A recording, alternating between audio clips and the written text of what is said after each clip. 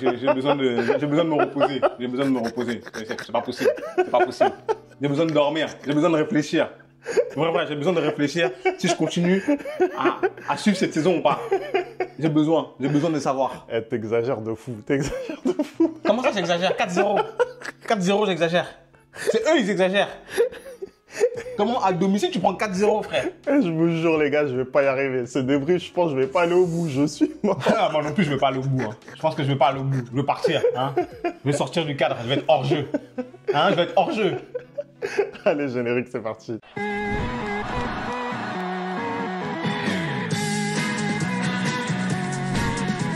Allez les gars, on va commencer ce débrief. 4-0, c'est incroyable. La stupeur au Bernabéu, le FC Barcelone qui corrige le Real Madrid. Fin de série pour le Real Madrid, ça faisait plus d'un an qu'il n'avait pas perdu en Liga. 42 matchs exactement. 42 matchs et ça se termine de quelle manière Anderson? Bah écoute, moi j'aimerais dire que je suis surpris. Hein. J'aimerais dire que je ne m'attendais pas à ça, hein, même si on a fait l'avant-match avec Wahid et que voilà, j'étais sur mes grands chevaux. Hein. D'ailleurs, bravo à toi Wahid parce que oui, non, mais il était pas loin. C'est pour ça que j'ai dit, franchement, c'est possible. Parce que connaissant hein, les largesses défensives du Real Madrid depuis ce début de saison, hein, bah, c'est possible. Et ce soir, on a eu exactement la preuve de tout ce que j'avance depuis le début de la saison, à savoir qu'il y a des résultats, mais la manière n'y est pas. Il y a des résultats qui cachent, en fait, c'était l'arbre qui cachait la forêt. Et ce soir, bah, le Barça, ils ont bien débroussaillé l'arbre. Ils ont bien élagué cet arbre. Parce que franchement, depuis le début de la saison, il n'y a absolument rien qui va. Encore mardi, on est allé chercher une victoire parce qu'on a un joueur dans notre effectif qui est exceptionnel, mais tu peux pas compter tout le temps sur lui, hein, parce que ce soir, il a été absent, à savoir Vinicius Junior. Même si en deuxième mi-temps, il a tenté des choses, lui, il a encore une fois de plus, c'est toujours par lui que tout passe. Mais voilà, mardi, il a réveillé cette équipe, il nous a permis d'aller gagner 5-2. Et encore une fois, on a balayé la poussière sous le tapis parce que on ne voit pas les véritables problèmes de cette équipe. Et le principal problème de cette équipe, c'est la défense. Non, c'est la défense.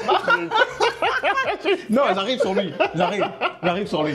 Le principal souci de cette équipe, c'est la défense. Moi, je ne peux pas comprendre comment tu es le Real Madrid, comment tu peux faire la saison que tu fais l'année dernière, défensivement parlant, et cette saison, hein, tu défends de cette manière-là. Parce que c'est catastrophique depuis le début de la saison. Catastrophique. En fait, on a vu tout et son contraire dans ce match-là avec les deux équipes. Parce que côté Barcelone, on a vu une équipe qui défend à la perfection, hein, qui prend des risques avec ce piège du hors-jeu, mais avec qui ça paye à chaque fois parce que les joueurs sont cadrés. Et deuxième mi-temps, avec le Real Madrid, on a vu une défense qui défend, mais c'est honteux. Je pense que moi, mon équipe du quartier, on défend mieux. Parce que le premier but du Barça de Lewandowski, l'alignement de Mendy, ouais, il est honteux. Ouais, c'est vrai que honteux. Les deux centraux sont beaucoup plus hauts et effectivement. Mais même Vasquez qui remonte justement pour le mettre hors jeu, il le met hors jeu, mais Mendy qui est là, on ne sait pas ce qu'il fait. Et le deuxième, en fait, je pense que c'est l'enchaînement des deux en fait qui a mis KO le Real. Et le but d'après, Lewandowski qui arrive à prendre le ballon, il est très bon de la tête, hein, mais Lewandowski qui arrive à prendre le ballon entre Militao et Rudiger, bah c'est honteux. Je suis désolé, en plus les deux se regardent comme ça, béat, comme si, vas-y, hein, comme l'hippopotame qui s'en mêle les pattes. C'est honteux. C'est honteux ce que j'ai vu ce soir de la part de mon équipe, c'est honteux. Non, mais après, honnêtement, là, le score final, il est de 4-0 et je pense que ça va être difficile d'entendre ça pour toi, Anderson. Déjà, il y a eu 2 mi-temps dans ce match et la première période, on ne peut pas dire que c'était catastrophique de la part du Real Madrid. Si on prend un peu de recul, voilà, il faut être honnête. C'est vrai que le Real Madrid, je trouve, a fait un meilleur démarrage que le FC Barcelone. Ils étaient là dans l'engagement. On savait hein, à quoi s'attendre en termes de physionomie, c'est-à-dire un Barça qui est maître du ballon, un Real qui va procéder en contre. Et en l'occurrence, ça a été le cas. Ils ont eu les meilleures occasions, pour moi, je trouve. Mais attends, Femi. Ils ont eu des occasions hors jeu. Non mais ils ont eu des occasions parce que si tu enlèves les hors-jeux, il y a aucune frappe cadrée du Real en première mi-temps. Aucune frappe cadrée du Real. Après il y a un débat qu'on peut avoir sur est-ce que les hors-jeux devaient exister, tu vois ce que je veux dire? Est-ce que si on avait un autre attaquant côté Real Madrid que Kylian, est-ce qu'il y aurait eu hors-jeu voilà, dans ces phases-là. Ça, c'est une question. Écoute, tu ouvres le dossier, tu ouvres le dossier et je vais m'engouffrer. Kylian, Mobutu, Lotin, Mbappé, t'es qu'une merde. T'es qu'une merde. Tu m'as bien entendu, j'espère que tu m'as bien entendu. Kylian, Mobutu, Lotin, Mbappé, t'es qu'une merde. Et j'arrête pas de le dire. Il y a des gens qui viennent en commentaire sur la chaîne pour me dire que, ouais, non, c'est une merde. Il est éclataxe, comme dit Wahid. T'es nul, tu pues la merde. Arrête le football. Arrête le football. Parce que quand t'es numéro 9, et tu arrives à être 8 fois hors jeu dans le même match, moi, je connais des attaquants, hein, ils font des saisons, ils n'ont jamais été 8 fois hors jeu. Toute la saison. Toi, le même match 8 fois. En plus, ça démontre que t'es idiot. Parce que la différence entre bête et idiot, c'est que bête, tu fais la bêtise une fois, 2 fois. Mais quand tu répètes la bêtise là, plusieurs fois, c'est que t'es idiot. Tu vois, non? Tu vois ce que je veux dire? T'es idiot. Comment un joueur dont le seul talent, moi je veux le dire, le seul talent c'est la vitesse, comment tu ne peux pas réfléchir 2 secondes à te dire que je vais partir en retard, mais comme je suis plus rapide, bah je vais pouvoir rattraper mon retard et aller. Mais c'est pas possible en fait. C'est pas possible d'être aussi stupide. C'est-à-dire que tu répètes. Mais la définition de la bêtise, c'est de répéter encore et encore la même chose en espérant un résultat différent. Comment tu peux être aussi stupide? Le placement est catastrophique. Mais je ne sais pas. Mais en fait, il a appris où à jouer au football? C'est à Monaco qu'on a appris comme ça. Mais il faut qu'on lui explique la règle du hors-jeu. Non. En vrai, si on essaye d'être un petit peu lucide, voilà, il y a eu beaucoup de situations où, pour moi, il doit faire mieux. Il doit partir plus tard, effectivement. En plus, on voit la façon dont il fait ses appels. En fait, les appels croisés qu'il fait, ces courses croisées qu'il fait, elles sont catastrophiques, on va pas se mentir. C'est vraiment, là, on est niveau national 3, tu vois. C'est très compliqué au niveau des déplacements, tu vois ce que je veux dire, au niveau des courses croisées. Moi, je suis vraiment atterré par ce que je vois. Après, voilà, essayons de trouver un peu de positif. C'est vrai que...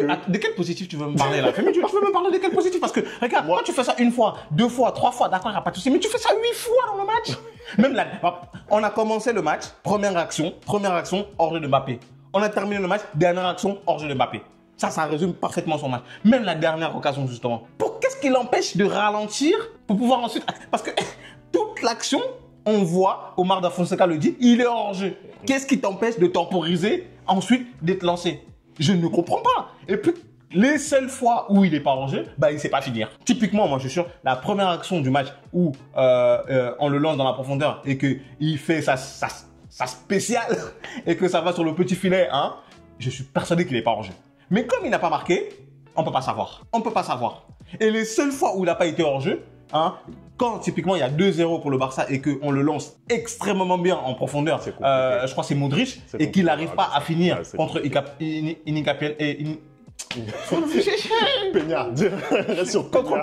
Contre Peña, il n'arrive pas à finir contre Peña. Bah, c'est difficile en fait. C'est difficile. Ça cristallise son match. Je suis désolé, il est nul. J'arrête pas de vous le dire, il est pété. En fait, depuis le début de la saison, il est nul. Il n'a pas fait un seul match de référence comme on a dit en avant-match. Sauf que depuis le début de la saison, il met des penalties et des tapines. Et tout le monde dit, ouais, c'est le meilleur joueur du Real. Hein, bon. Fermez-la, frère, vos mamans, non, j'en ai marre. Qu'une seule personne encore vienne défendre Mbappé dans les commentaires, je vais l'insulter, il va voir. Qu'une seule personne vienne encore le défendre dans les commentaires, je vais l'insulter, lui et toute sa descendance. Wesh, c'est pas possible de jouer au football comme ça, en fait.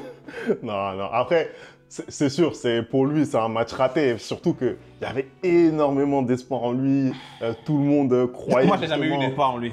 Moi, personnellement, j'ai jamais eu d'espoir. En tout cas, tout le monde l'attendait sur ce Classico-là parce que voilà, Mbappé, on l'a recruté pour ce genre de grand match, tu vois ce que je veux dire. Et c'est vrai que là, on n'a pas eu le Kylian des grands moments, le Kylian de la finale de la Coupe du Monde. Clairement, ce Kylian-là, il est KO, quoi. Ce Kylian-là, il est présent qu'en équipe de France. Parce que même au Paris Saint-Germain, je suis désolé. Hein, au moment des grands rendez-vous, il a jamais été là. Je suis désolé. Moi, personnellement, je suis tellement heureux en tant que supporter parisien de voir le match de ce soir. Non, mais parce que c'est ça que tu vis, en fait. Moi, je veux dire, j'étais avec mon attiéké poisson, j'ai passé une excellente soirée. Je vais pas te mentir. Moi, j'ai mangé avant le match. Parce que je savais ce qui allait se passer.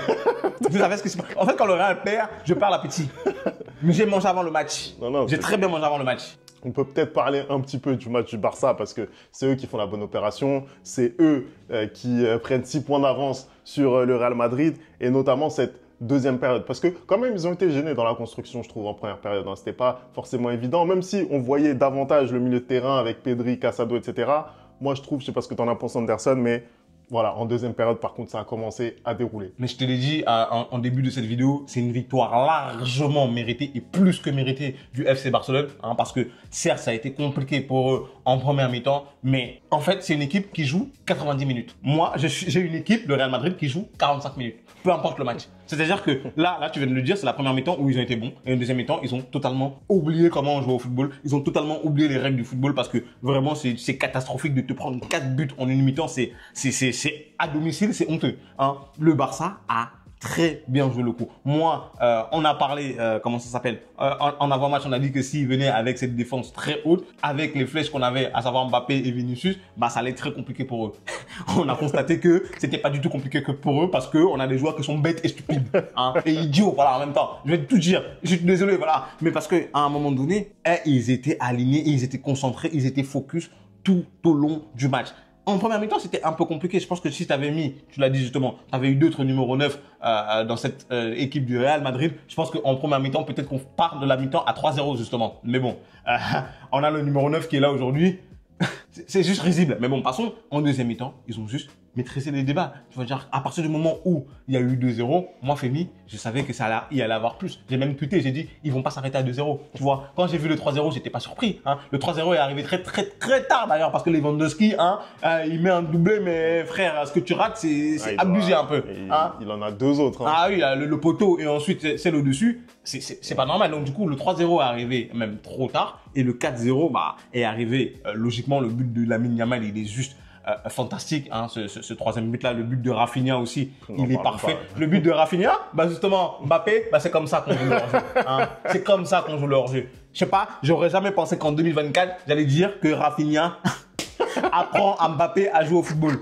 En 2024, c'est comme ça qu'on joue le hors-jeu. Non, cette équipe, elle est juste sur la continuité de ce qu'elle fait depuis le début de la saison, à savoir un très bon début de saison. Hein. C'est totalement mérité. Cette semaine, ils jouent le Bayern mercredi parce qu'ils ont eu un jour de récupération en moins que nous, hein, n'oublions pas, ils gagnent 4-1. Et là, ce soir, ils jouent contre le Real Madrid. Ils mettent 4-0, 8 buts. C'est la meilleure attaque d'Europe. Hein. Tout est ouvert pour eux. Je pense qu'ils vont faire une grosse saison si le Real et les autres équipes en Europe ne font pas attention à eux. Ils sont définitivement revenus sur le devant de la scène. Moi, ça me fait plaisir. Bon, ça me fait pas plaisir qu'il y ait 4-0. J'aime toujours les classicos un peu plus serrés. Hein. La première mi-temps du classico m'a fait plaisir. La deuxième mi-temps, on est totalement passant à côté. La défense, elle est catastrophique. Hein. Le milieu de terrain, il est catastrophique. L'attaque, il est catastrophique. Il n'y a rien qui va dans cette équipe. Et la personne qui est sur le banc de touche, elle est catastrophique. Parce que je suis désolé, tu perds 2-0. Tu fais rentrer Modric et après plus aucun changement jusqu'à...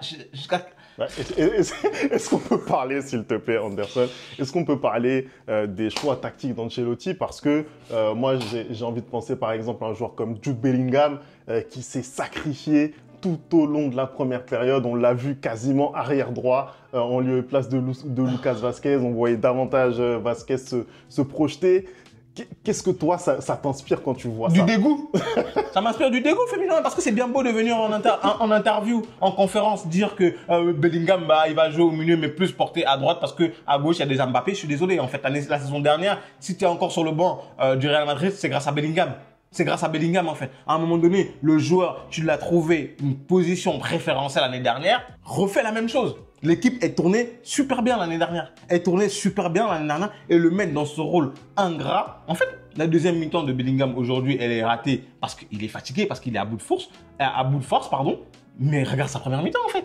Quand tu regardes sa première mi-temps, c'est normal qu'il soit KO en deuxième mi-temps. Parce qu'aujourd'hui, hein, tu as un milieu de terrain qui, l'année dernière, se projetait énormément vers l'avant. Bah, tu lui demandes de faire que un rôle défensif aujourd'hui. Hein. Et c'est pas normal. Et c'est pas normal. Pourquoi? Parce que tu es un entraîneur qui a peur. Tu es un entraîneur, tu as peur. Tu n'as pas de coronesse, frère. Tu n'as pas de coronesse. Tu joues contre le Barça, tu as peur. Hein. Tu as peur.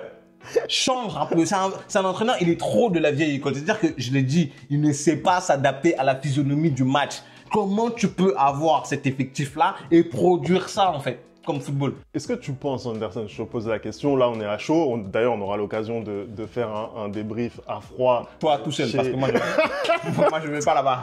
Moi je ne vais pas là-bas, je vais pas là-bas. Après 4-0, je ne vais pas là-bas.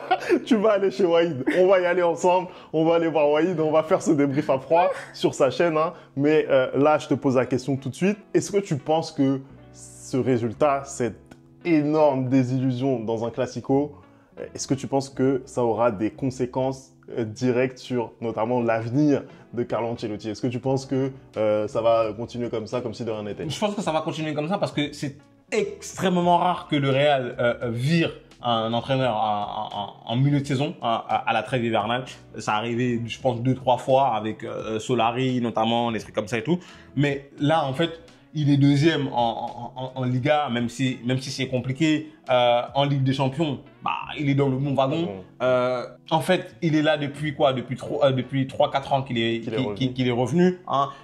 Le board, hein, l'aime bien, le président l'aime bien, hein, malgré la déroute qu'il y a eu ce soir. Je pense que, en fait, pourquoi il aime bien aussi? Parce que c'est un entraîneur qui se plaint pas. Typiquement, je suis désolé, dans cet effectif-là, au lieu d'aller chercher un Kylian Mbappé, bah, il fallait chercher un arrière droit, il fallait chercher un arrière gauche, parce que aujourd'hui, je te l'avais dit, Lucas Vazquez, arrière droit, c'est pas normal. Même si lui, pour le coup, sa première mi-temps, elle est très très bonne. Hein. Elle est très bonne. Sa première mi-temps est très très bonne, mais en deuxième mi-temps, on voit ses manquements défensifs. Mais c'est normal, je peux même pas lui en vouloir. C'est pas son poste en fait. Hein. Pareil, arrière gauche. Tu dois en chercher depuis longtemps, mais tu le fais pas. Et Ancelotti ne dit rien parce que là encore, quand tu regardes le match de Mendy, c'est catastrophique. Je suis désolé. Et en fait, c'est ça que le président aime aussi, c'est-à-dire que Ancelotti il bricole avec ce qu'il a, hein, et il ferme sa gueule et il te dit que il est content de son effectif et il te dit que voilà, ils vont aller faire le maximum avec cet effectif-là. Comment tu veux virer un entraîneur comme ça, tu vois? Même si ce soir il y a une humiliation totale. En fait, je pense qu'il a tellement gagné les années précédentes, hein. Il est venu quand même